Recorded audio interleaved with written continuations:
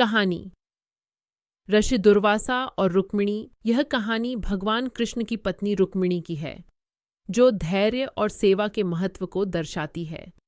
एक बार क्रोधित स्वभाव के महर्षि दुर्वासा ने भगवान कृष्ण और रुक्मिणी को अपने घर भोजन के लिए आमंत्रित किया। दुर्वासा अपनी बात पर अड़े रहने और क्रोधित होने के लिए प्रसिद्ध थे। भोजन करते समय दुर्वासा ने एक विचित्र शर्त रखी। उन्होंने कहा कि उनका रथ कृष्ण और रुक्मिणी को खींचना होगा। कृष्ण और रुक्मिणी ने बिना किसी संकोच के यह शर्त मान ली। वे रथ खींचने लगे और दुर्वासा उस पर बैठे रहे। यात्रा के दौरान दुर्वासा को प्यास लगी। उन्होंने रुक्मिणी से पानी लाने को कहा। रुक्मिणी तुरंत पानी लेने गईं।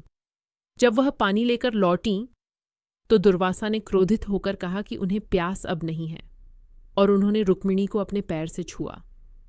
दुर्वासा ने रुक्मिणी को एक और विचित्र आदेश दिया। उन्होंने कहा कि उनके भोजन के बाद जो झूठा बचेगा उसे रुक्मिणी को खाना होगा। रुक्मिणी ने विनम्रतापूर्वक यह भी स्वीकार कर लिया। इसके बाद दुर्वासा ने रुक्मिणी को एक और श्राप दिया। उन्होंने कहा, तुम अपनी सुंदरता खो दोगी और तुम्हारा शरीर काला पड़ जाएगा। लेकिन रुक्मिणी शांत रहीं और उन्होंने कोई प्रतिक्रिया नहीं दी। उनकी असीम सहनशीलता और सेवा भाव को देखकर दुर्वासा अंततः प्रसन्न हुए।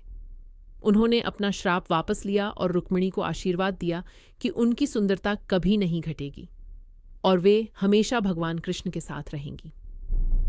यह कहानी सिखाती है कि धैर्य, सेवा और सहनशीलता से सबसे क्रोधी व्यक्ति को भी जीता जा सकता है, और यह कि बाहरी सौंदर्य से अधिक आंतरिक गुणों का महत्व होता है।